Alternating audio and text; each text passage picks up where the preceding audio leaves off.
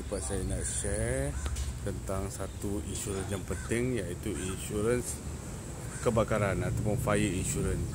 Kan sekarang ni kan banyak kes rumah terbakar, meletup semua kan. Jadi adalah amat penting untuk kita bagi tahu dekat ramai orang tentang kepentingan fire insurance. Jadi nak buat quotation ni senang je. Dia tak adalah mahal mana pun. Korang pergi dekat abanginsurance.com, korang tekan fire insurance, tekan etika ni. Etika ni senang. Okay, dekat sini okay, first pastikan mesti ada logo AMG Top Consultancy and Services. Kalau bukan ni nanti korang buat tak dapat commission. Okay, yang pertama sekali korang pergi pilih okay, korang nak jenis coverage type apa.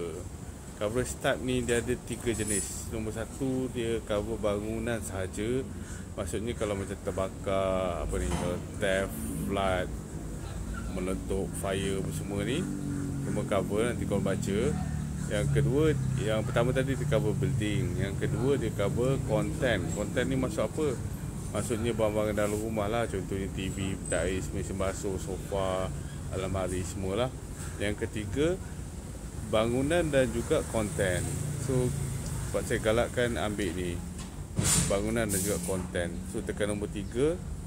Okay, jenis rumah apa. Kalau landed, landed lah. Kalau non landed ni macam kondo, apartment, flat, sebagainya. Kalau landed, korang tekan landed. Rumah berapa tingkat? Kalau 2 tingkat, tekan 2 tingkat. Okay, rumah tu batu sepenuhnya ke ataupun ada papan sikit? Sekarang ni banyak yang batu kan. Kalau macam batu sepenuhnya, tekanlah batu. Okay, harga rumah berapa? Harga rumah katakan berapa contohnya 500,000 lah. Kita ambil average harga rumah 500,000. Okay, barang dalam rumah harga berapa? Agak-agak anggaran lah. Anggaran berapa? 50,000 contoh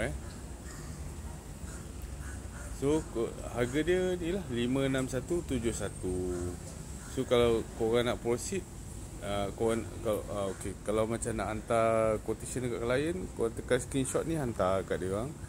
Kalau nak proceed, tekan ni apply now. Okay, dia ada tanya soalan, pernah rumah ni ada terbakar ke, pernah claim ke?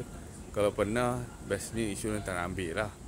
Kalau tak pernah, okay, boleh ambil. So tekan no, proceed. So dekat sini dia tanya lah, dia tanya ada tak nak tambah lagi. Okay, harga dia tadi 678 kan. Okay, ada tak nak tambah lagi apa ni, extended theft coverage. Riot ni kalau macam apa dia panggil, rusuhan kan. Okay, kalau tak okay, ini kalau macam kau nak tambah lagi coverage, ada emas ke yang kau nak tambah lagi dia punya cover semua kan. Kalau tak ada, kau tekan skip proses, masukkan nombor IC semua, masukkan address, lepas tu buat payment, lepas tu dah settle.